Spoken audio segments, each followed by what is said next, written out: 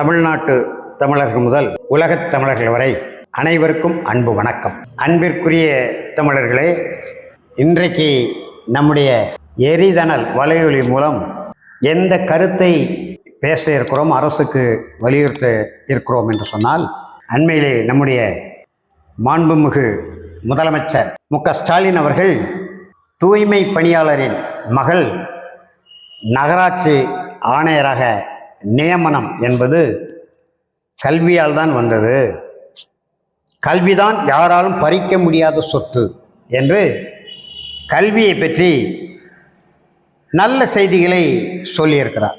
ஆனால் இந்த திராவிட மாடல் அரசு கருத்தை சொல்லுவதிலும் ஊடகங்களை வெளிப்படுத்தி மக்களிடத்திலே கொண்டு சேர்ப்பதிலும் மட்டும்தான் கவனம் செலுத்துகிறார்கள் தவிர மெய்யான செயற்பாடுகளில் உண்மையான உணர்வோடு அவர்கள் கவனம் செலுத்துவதில்லை. இன்றைக்கு உயர்கல்வித்துறை அமைச்சராக இருக்கக்கூடிய பொன்முடியிலிருந்து தொடக்க கல்வி அமைச்சராக யார் இருக்கிறான்னு தெரியல, தங்கம் தென்னரசு இருந்தார், தங்கம் தென்னரசு தான் இப்பொழுதும் இருக்கிறாருன்னு நினைக்கிறேன். இவர்கள்லாம் ஒரு தமிழ் உணர்வோடு தாய்மொழி பற்றோடு எங்கும் தமிழ் எதிலும் தமிழ் என்பது நம்முடைய இலக்கு, அந்த இலக்கை நோக்கி பயணிக்க வேண்டும் என பொன்முடி, தங்கம் தென்னரசு போன்றவர்கள்லாம் பச்சை தமிழர்கள். அந்த நோக்கம் இவர்களுக்கு அறவே இல்லை. எடுத்துக்காட்டுக்கு சொல்ல வேண்டுமானால், நான் சொல்லவில்லை, ஐயா கலைஞருக்கு மிக மிக நெருக்கமாக இருந்தவர், அவரால் தஞ்சை தமிழ் பல்கலைக்கழகத்தின் துணை வேந்தராக பதவியில் அமர்த்தப்பட்டவர், துணைவேந்தர் பதவியிலிருந்து ஓய்வு பெற்ற பிறகு தமிழ் வளர்ச்சி குழுவின் தலைவராக நியமிக்கப்பட்டவர் மா ராஜேந்திரன். அவர் எழுதுகிறார், தமிழ் வழி கல்வி இந்த நாட்டில் இல்லாமல் போனதற்கு காரணமே அறிஞர் அண்ணாதாம் என்று அவர் எழுதுகிறார். அழகா எழுதியிருக்கார். தினமணி நாளிதழில் அவர் சொல்லுகிறார், 1968 வரை கல்வி திட்டம் தமிழ்நாடு, அப்பொழுது மாநில பட்டியல் இருந்தது கல்வித்துறை. 75 திராவிட நாடு கேட்டவர்கள் மாநில சுயாட்சிக்கு தீர்மானம் போட்டவர்களுடைய காலகட்டத்தில் தான் மாநில உரிமையாக இருந்த கல்வி பொதுப்பட்டியலுக்கு போனது. அது ஒரு பக்கம் இருக்கட்டும். அவர் எழுதுகிறார், 1968 23/1/1968 சிறப்பு சட்டமன்ற கூட்டம் கூட்டப்பட்டது. இந்தியை ஒழிக்கிறோம் இருமொழி கொள்கை என்ற அறிவிப்பை வெளிப்படுத்துவதற்கு அண்ணா இந்த சட்டமன்ற கூட்டத்தை கூட்டுகிறார். அன்றைக்கு வரைக்கும், அதாவது 23/1/1968 வரை தமிழ்நாடு அரசின் பாடத்திட்டம் என்பது அவர் சொல்கிறார், பாகம் 1 வட்டார மொழி அல்லது தாய்மொழி. வட்டார மொழியில் என்று தாய்மொழி வேறுபட்டிருந்தார். வட்டார மொழி, அது எது வட்டாரம் என்றே தெரியல, வட்டார மொழி அல்லது தாய்மொழி, வட்டார மொழியிலிருந்து வேறுபட்டிருந்தார். பாகம் 1. பாகம் 2 சிறப்பு தமிழ் அல்லது இந்தி அல்லது பாகம் 1 படிக்க எடுக்காத வேறு இந்திய மொழி கட்டாயம். பாகம் 3 ஆங்கிலம் அல்லது இந்திய மொழி அல்லாத வேறொரு மொழி. இப்படி 3 பாகங்கள் இருந்தது. முதல் பாகம் வட்டார மொழி அல்லது தாய்மொழி. அது வட்டார மொழி என்றால் தமிழ்நாட்டு மொழி, வட்டார மொழி தமிழ் தான், தாய்மொழி என்றால் தமிழ் தான் வரட்டும். ஆனால் தாய்மொழி தமிழ் மொழி என்று இல்லை. பாகம் 2 சிறப்பு தமிழ் அல்லது இந்தி. இந்த பாகம் 2 சிறப்பு தமிழ் அல்லது இந்தி கட்டாயம் என்றிருந்ததை இந்தி நீக்குகிறோம் என்ற பெயரில் தமிழையும் சேர்த்து நீக்கிவிட்டார். இதுதான் தமிழுக்கு ஏற்பட்ட நேர்ந்த மிகப்பெரிய ஒரு வீழ்ச்சி. யாருடைய தீர்மானம்? அறிஞர் அண்ணாவினுடைய தீர்மானம். எழுதிவிட்டு பின்னாலே அம்மையார் ஜெயலலிதா காலத்தில் 2003 தமிழுக்காக அம்மையார் ஜெயலலிதா எடுத்த நடவடிக்கைகளை அவர் பாராட்டி எழுதுகிறார். யாரு? கலைஞர் ஐயா கருணாநிதி அவர்களுக்கு மிக நெருக்கமாக இருந்தவர், அவரால் பதவி பெற்றவர் மா ராஜேந்திரன். 2003 அம்மையார் ஜெயலலிதா எடுத்த நடவடிக்கை தமிழை கட்டாய பாடமாக படிக்கக்கூடிய சூழல் உருவாக்குகிறது என்று வரவேற்று எழுதுகிறார். அதே போல அன்பிற்குரிய தமிழர்களே, நாங்கள் தமிழ் சான்றோர் பேரவை என்கின்ற அமைப்பை வள்ளல் ஐயா அருணாசலம் அவர்கள் 95 68 ஆட்சி மொழி சட்ட திருத்தம் என்ற பெயரிலே தமிழ் கட்டாய பாடம் என்பதை நீக்குவதற்கு அண்ணா வழிவகுத்தார். 10 ஆண்டுகளுக்குள் 1978 அண்ணாவின் தம்பி மக்கள் கழகம் ஆக்கோரா அண்ணா திராவிட முன்னேற்ற கழக அரசை அமைத்த போது மொட்டை மாடிகள் எல்லாம், அதாவது தட்டட்டி என்று நாங்கள் தமிழில் சொல்வோம் தென் மாவட்டங்களில், மொட்டை மாடி எல்லாம் ஆங்கில கல்வி வணிக கூடங்களாக மாறியது. தமிழையே படிக்காமல் தொடக்க கல்வி முதல் பல்கலைக்கழகம் வரைக்கும் ஒருவர் படித்து பட்டம் பெற்று தமிழ்நாட்டு அரசுக்கே வேலைக்கு போகலாம். இன்றைக்கு சில அரசாணைகளை போட்டிருக்கிறாங்க. அதுலேயும் இப்போ அரசு நம்முடைய அன்பு தம்பி ஆற்றல் மறவன் தமிழக வாழ்வுரிமை கட்சியின் தலைவர் வேல்முருகன் கொடுத்த அழுத்தம், அவர் முன்வைத்த கருத்துக்களின் அடிப்படையில் சில அரசாணை போட்டிருக்கிறாங்க, நம்ம வரவேற்கிறோம். ஆனால் எம்ஜிஆர் காலத்தில் தான் தமிழே படிக்காமல் உயராய்வு பட்டப்படிப்பு வரைக்கும் படித்து தமிழ்நாட்டில் வேலைக்கு சேரக்கூடிய அந்த சூழல் உருவாகும்.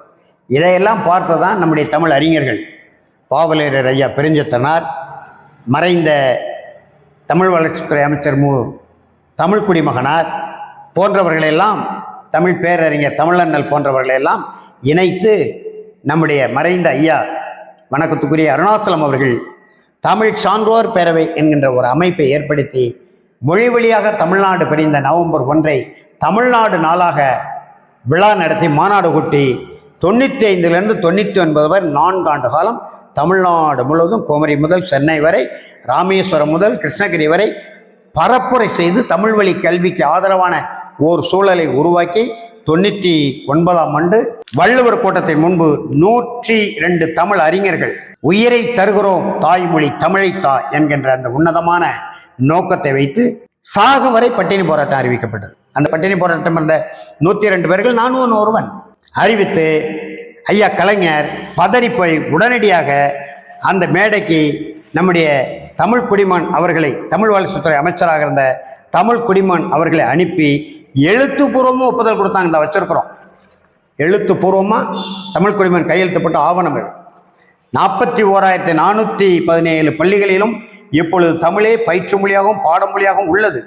எஞ்சியுள்ள மெட்ரிகுலேஷன் முதலான 2,402 பள்ளிகளில் மட்டுமே இந்த முடிவுகள் மேற்கொள்ளப்பட வேண்டும். அதாவது தமிழ் வழி கல்வியை நடைமுறைப்படுத்தலாம், ஏற்கனவே இருக்குதான் என்று சொல்லி எழுத்துப்பூர்வமாக கொடுத்து இதற்கு ஒரு ஆணையம் அமைப்போம் என்று சொல்லி நீதியரசர் சா மோகன் தலைமையில் ஒரு ஆணையம் அமைத்து தமிழ் குடிமகன் நம்முடைய ஐயா தமிழண்ணல் திலம்பித்த செல்வர் நம்முடைய பல்வேறு அறிஞர்களை அதில் இணைத்து ஒரு ஆணையம் அமைத்து, அந்த ஆணையமும் 3 மாதங்களுக்குள் கருத்து கேட்பு கூட்டங்கள் நடத்தி ஏற்காத பள்ளிகளுக்கு அனுமதி இல்லை. 5ஆம் வகுப்பு வரை தமிழ் மட்டுமே பயிற்று மொழி, மழலையர் பள்ளி முதல் 5ஆம் வகுப்பு வரை தமிழ் மட்டுமே பயிற்று மொழி என்று ஒரு விரிவான அறிக்கையை கொடுத்தார்கள்.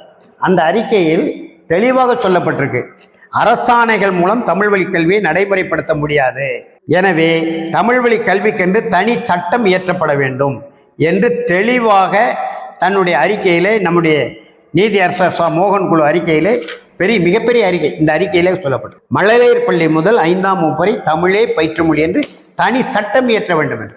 ஆனால் நம்முடைய ஐயா கலைஞர் என்ன செய்தார்? சட்டம் இயற்றாமல் ஆங்கில பள்ளி வணிகர்களுடைய நோக்கத்திற்காக அவர்கள் நீதிமன்றம் செல்லக்கூடிய அரசாணை போட்டார். அந்த அரசாணை எதிர்த்து தமிழின துரோகின்னு ஒருத்தர் இருந்தார். இப்போ எங்கே இருக்கார்? இந்த திமுகவில் தான் இருக்கிறார்னு நினைக்கிறேன். பிடி அரசகுமார்னு ஒரு ஆள், புதுக்கோட்டை சேர்ந்தார். அவர் இந்த ஆங்கில கல்வி வணிகர்களை எல்லாம் ஒன்று திரட்டி கோடிக்கணக்கில் நிதி திரட்டி அவருடைய சட்டப்பிற்குள் கொஞ்சத்தை வைத்து விட்டு மீதியை செலவு செய்து உயர்நீதிமன்றத்தில் அந்த அரசாணை செல்லாது என்று ஒரு தீர்ப்பை பெற்றார். உடனடியாக தமிழக அரசும் அந்த அரசாணையை எதிர்த்து உச்சநீதிமன்றத்திலே வழக்கு போட்டது. அந்த வழக்கு என்ன ஆனது என்று இதுவரைக்கும் யாருக்கும் தெரியல. அந்த அளவுக்கு அந்த தமிழ் வழி கல்விக்கான வழக்கை நீர்த்து போகக்கூடிய அளவுக்கு திராவிட மாடல் அரசு அன்றைக்கு ஐயா கலைஞர் ஆட்சியிலே நடந்தது. அதற்கு பிறகு நம்முடைய ஐயா ராமதாஸ் அவர்கள் ஒரு பெரிய முயற்சி செய்தார். அந்த காலகட்டத்திலே ஐயா என்கிட்டே சொன்னாங்க, இதை மாதிரி தமிழை பயிற்று மொழியாக்குவதற்கு மழலையர் பள்ளி முதல் பல்கலைக்கழகம் வரை தமிழ் எல்லா பாடத்திட்டங்களும் தமிழில் கொண்டு வருவதற்கு ஒரு திட்டமிட்டு ஒரு அறிக்கை கொடுக்கணும் என்று சொல்லும்போது தமிழ் அறிஞர்கள், புலவர்கள், சிந்தனையாளர்கள், கல்வியாளர்கள் எல்லோரையும் சென்னை கலைவாணர் அரங்கத்தில் கூட்டி 2008 அவர்களுடைய கருத்துக்களை கேட்டு அந்த கருத்துக்களை எல்லாம் தொகுத்து சென்னை பல்கலைக்கழகத்தின் முன்னாள் துணைவேந்தர் நம்முடைய ஐயா பொற்கோ இல்லத்தில் உட்கார்ந்து சரி செய்து திருத்தம் செய்து, அதே போல முன்னாள் மனோன்மணியம் சுந்தரனார் பல்கலைக்கழக துணைவேந்தர் ஐயா காப்பா அரவாணன் அவருடைய மேற்பார்வையில் அந்த அறிக்கையை அணியம் செய்து அந்த முழு வேலையும் நானே செய்தேன். மருத்துவர் ஐயா அவர்கள் அதை என்னிடத்தில் ஒப்படைத்தார். முழுமையாக அந்த அறிக்கையை செய்து 2008ஆம் ஆண்டு 18 சட்டமன்ற உறுப்பினர்கள் மாண்புமிகு அன்றைய முதலமைச்சர் மறைந்த ஐயா கலைஞரை கோட்டையில் சந்தித்து இந்த அறிக்கை கொடுத்தார்கள். தமிழ் ஆட்சி மொழி, பயிற்று மொழி, தமிழ் வளர்ச்சி குறித்து தமிழ்நாட்டு அரசிற்கான வரைவு அறிக்கை, இந்த அறிக்கையை கொடுத்தாங்க.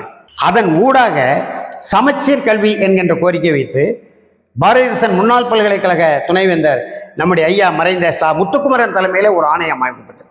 அந்த முத்துக்குமரன் தலைமையிலான ஆணையமும் தமிழ் வழி கல்வியை வலியுறுத்தி ஒரு சிறப்பான அறிக்கையை கொடுத்தது. இந்த வந்திருக்கு, ஒரே பாடத்திட்டம், ஒரே கல்வி வாரியம், தமிழ் வழி பள்ளி கல்வி, முத்துக்குமரன் குழுவினரின் பரிந்துரை. ஐயா கலைஞர் போட்ட ஆணையம் தான். இப்படி நீதியரசர் முத்துக்குமரன், நீதியரசர் மோகனுடைய ஆணையம், அதே போல முன்னாள் துணைவேந்தர் முத்துக்குமரர் ஆணையம், அப்பொழுது ராமதாஸ் ஐயா எடுத்து கொண்ட அந்த முயற்சி எல்லாவற்றையும் நாங்கள் கொடுத்து தமிழ் வழி கல்வியை நடைமுறைப்படுத்துங்கள் என்று சொன்னால் இன்றைய வரைக்கும் தமிழ் வழி கல்வி நடைமுறைக்கு இந்த திராவிட மாடல் அரசு கொண்டு வரவில்லை. அதற்கு காரணம் இந்த இயற்கை ஏகப்பட்ட ஆவணங்களை நாங்கள் சேகரித்து வச்சிருக்கிறோம். 2010ஆம் ஆண்டே செம்மொழி மாநாடு நடத்தினாங்க கோவையில். ஆனால் அந்த ஆண்டே 1ஆம் வகுப்பில் இருந்து ஆங்கில கல்வி அறிமுகம். இந்த பாருங்க, ஆங்கில கல்வி தமிழகத்தில் 130 கணனி வழி ஆங்கில மொழி ஆய்வகங்கள் தொடங்கப்படும். யார் சொன்னது? பச்சை தமிழன் தங்கன் தென்னரசு இந்த சொல்லியிருக்கார் பாருங்க. ஆங்கிலம் படிப்பது அவசியமானது. யாரு? அமைச்சர் பொன்முடி. அப்போ 2006, 2011 காலகட்டத்தில் அவங்க ஆட்சியின் போது. அதே போல அரசு பள்ளிகள் ஆங்கில வழி கல்வி இதை பாருங்க, 2/10/2009 தங்கம் தென்னரசு. அரசு பள்ளியில் ஆங்கில கல்வி தங்கம் தென்னரசு சொல்கிறார். திருக்குவளையில் ஆங்கில மொழி ஆய்வகம் தங்கம் தென்னரசு இப்படி சொல்கிறாங்க. ஆனால் 2005ஆம் ஆண்டு மண்டல மாநாடுகளாக திராவிட முன்னேற்ற கழகம் தமிழ்நாடு முழுவதும் மாநாடுகள் போட்டாங்க.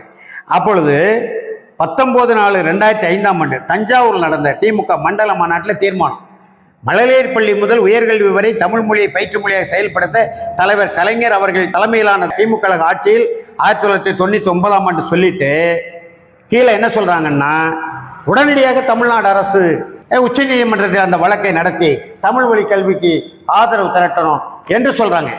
அப்போ கூட நாங்கள் என்ன சொன்னோம், அம்மையார் ஜெயலலிதா தமிழ் வழி கல்விக்கான நடவடிக்கைகள் எடுத்துக்கொண்டிருக்கிறாங்க, நீங்கள் அதை ஆதரித்து சட்டமன்றத்தில் பேசுங்கன்னு கலைஞர் கோரிக்கை வச்சோம். நம்முடைய ராஜேந்திரன் எழுதியதை போல அம்மையார் ஜெயலலிதா சில வேலைகள் செய்தாங்க.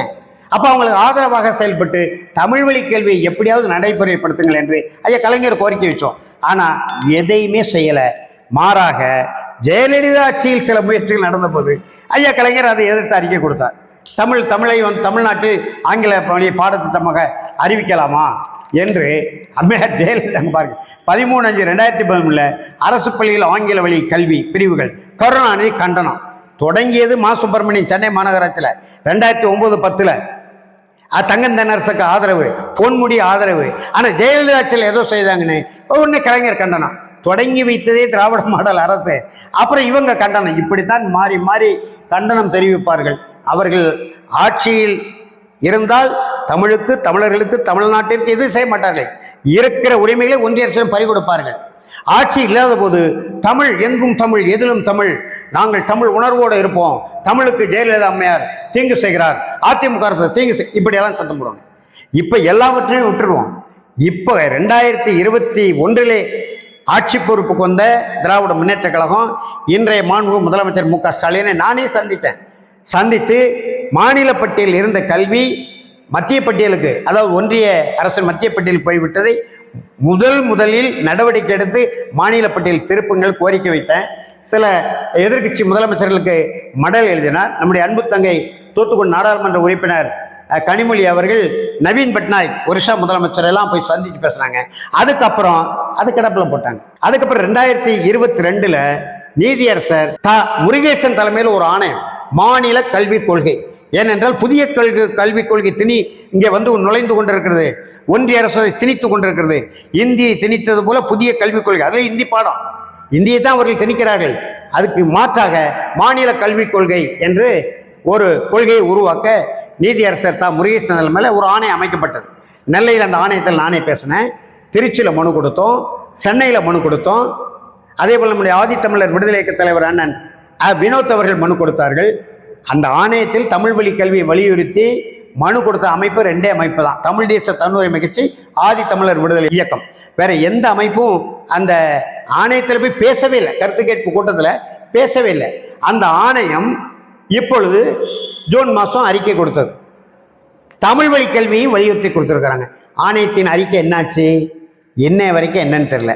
அதன் பிறகு பள்ளிகள் எப்படி, பள்ளிகளுடைய பெயர்கள் எப்படி இருக்க வேண்டும், இந்த நாங்குநேரி மாணவன் பள்ளி மாணவன் தாக்கப்பட்ட அந்த நிகழ்வுக்கு பிறகு பள்ளிகளில் சாதி வெறி தலைவெறி தாடுகிறது, மாணவர்களுடைய சாதி வெறியை தூண்டுகிற வகையில் சிலர் ஈடுபடுகிறார்கள், அதனால பள்ளிக்கூடத்தில் சிக்கல் வருது என்று சொல்லி நம்முடைய மதிப்புக்குரிய நீதியரசர் சந்துரு தலைமையில் ஒரு ஆணையம் போட்டாங்க. அவரும் அறிக்கையை கொடுத்து விட்டார்.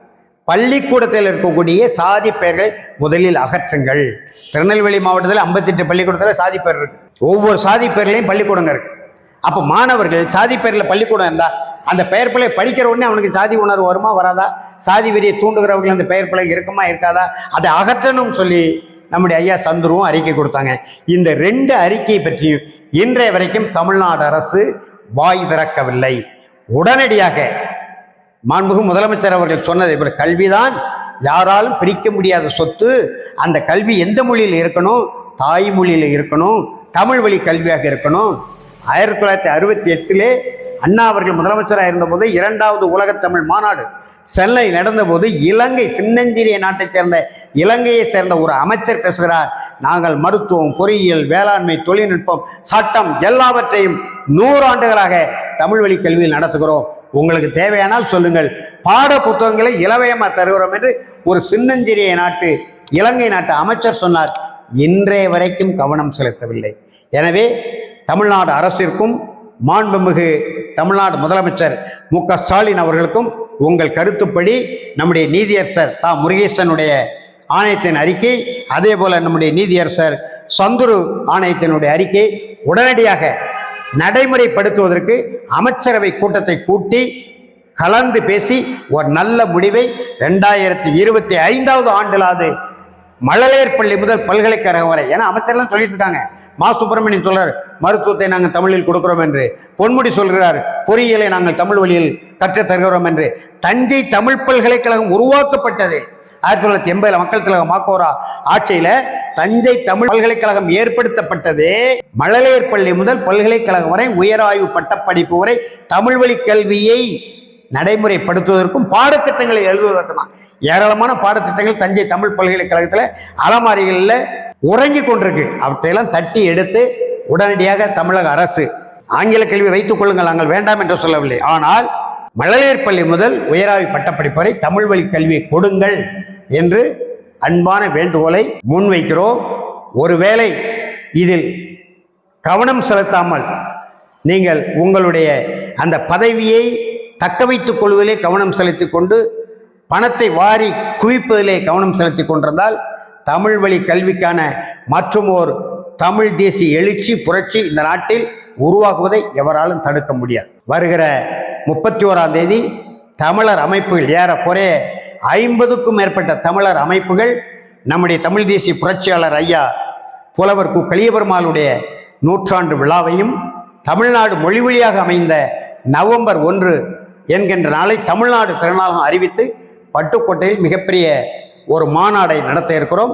அந்த மாநாட்டில் தமிழ் வழி கல்வி தொடர்பாக கலந்து பேசி தீர்க்கமான ஒரு முடிவெடுத்து தீர்மானம் நிறைவேற்றி அரசுக்கு கோரிக்கை வைப்போம். மிகப்பெரிய கிளர்ச்சி நடக்கக்கூடிய சூழலை உருவாக்க வேண்டாம், தமிழ் வழி கல்வி நடைமுறைப்படுத்த முன்வாருங்கள் என்று தமிழ்நாடு அரசையும் மாண்புமிகு முதலமைச்சர் மு.க. ஸ்டாலின் அவர்களையும் வேண்டிக் கொண்டு இந்த தமிழ் வழி கல்வி தொடர்பான கருத்தியலை முன்வைத்து விடைபெறுகிறோம். நன்றி, வணக்கம்.